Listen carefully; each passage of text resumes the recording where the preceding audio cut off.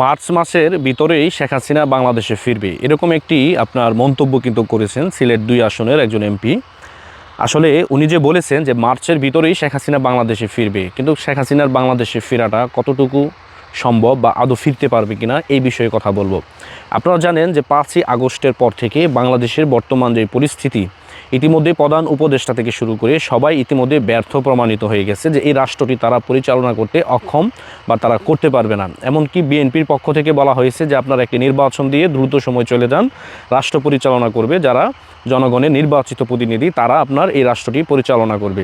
এখন দেখা যাচ্ছে কি যে আপনার কিছুটাই কিন্তু হচ্ছে না, মানে তারা যেটা বলতেছে এমন কিছু কিন্তু আপনার ইতিমধ্যে কার্যকরভাবে কিন্তু ভূমিকা রাখতেছে না বিরোধী দলে যে না তারা বলতেছে নির্বাচনের বিষয়ে।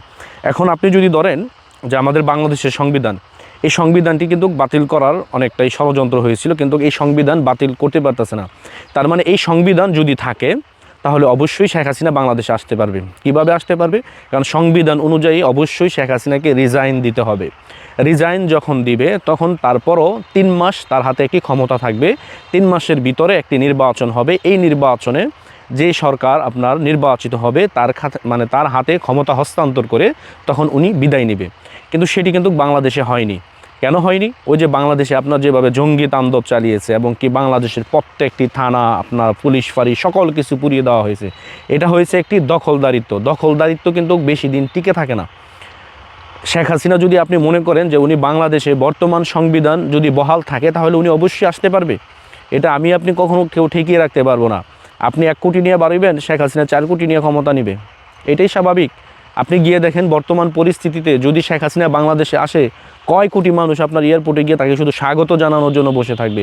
মানুষ তো আপনার মুখে কোনো কথা বলতেছে না, চুপ করে বসে আছে, একবারে সাইলেন্ট হয়ে বসে আছে। কিন্তু মানুষের মনের কথা হচ্ছে যে আগেই ভালো ছিলাম, শেখ হাসিনাই বাংলাদেশ চালাইতে পারবে, শেখ হাসিনাকে ছাড়া এই বাংলাদেশ কেউ চালাতে পারবে না। ইতিমধ্যে কিন্তু উনি বলেছে যে মার্চের ভিতরে শেখ হাসিনা আসবে। আসলে সেটা কতটুকু সত্য মিথ্যা আমি ওইটা যাচাই করব না, কিন্তু শেখ হাসিনার বাংলাদেশে আসাটা কি আসলে কতটুকু কার্যকর হবে এই বিষয়ে কিন্তু আমি আপনাদের সাথে কথা বলবো। যদি বাংলাদেশের সংবিধান আপনার বহাল থাকে অবশ্যই শেখ হাসিনা ক্ষমতা নিতে পারবে। আর যদি সংবিধান বাতিল হয় তাহলে শেখ হাসিনা ক্ষমতা নিতে পারবে না।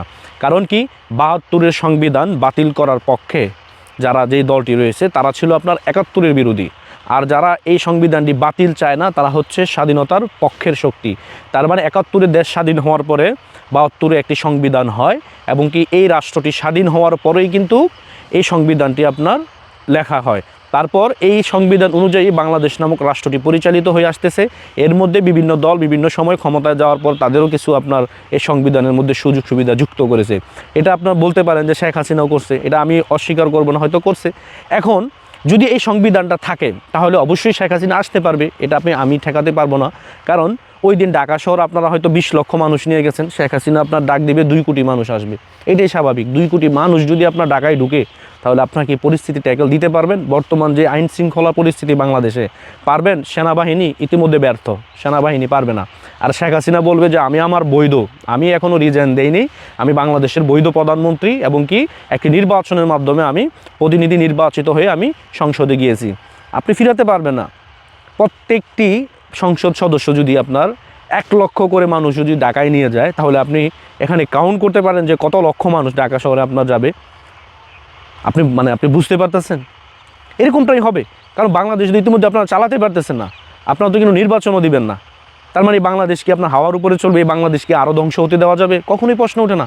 এদেশের মানুষ অবশ্যই বলবে যে আপনি রাষ্ট্র পরিচালনা করেন। আর যারা আপনার বেশি লাফালাফি করতেছে তারা কয়টা সিট পায় এদেশে মানুষ জানে। স্বাধীনতার পর থেকে এখন পর্যন্ত ১২টা ১৩টা ১০টা সিট এর উপরে পায় না। এবার নির্বাচন যদি দেওয়া হয় বা আগামীতে নির্বাচন যদি হয় তারা সর্বোচ্চ ১৫টার উপরে সিট পাবে না। কিন্তু দেখাবে আপনাকে জনসংখ্যা, দেখাবে আপনার হাজার হাজার কোটি কোটি, কিন্তু ভোটের বেলা গিয়ে দেখবেন 10টা সিটও তারা কিন্তু পায় না। এটাই আপনাকে রিয়েলিটি মানতে হবে।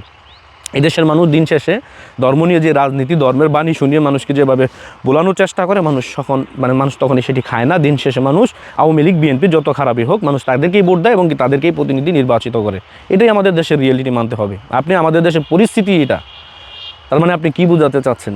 আপনারা ইতিমধ্যে রাষ্ট্র পরিচালনায় ব্যর্থ হয়েছেন, এই রাষ্ট্রকে আরও ধ্বংসের দিকে নিয়ে যাবেন, এটাকে এই দেশের জনগণ হতে দিবে না। জনগণ বলবে শেখ হাসিনাই রাষ্ট্র পরিচালনা করুক, এটা বলবে। এখন তো বলতেছে যে উনিই পারবে বাংলাদেশকে ঠিক করতে, আর কেউ পারবে না। তার মানে শেখ হাসিনার আশাটাও কিন্তু নিশ্চিত, এটাই সত্য। এটা আপনি আপনাকে মানতে হবে, আপনি যাই বলেন এটাই আপনাকে মানতে হবে। দেখেন সামনের পরিস্থিতি কী হয় বাংলাদেশে।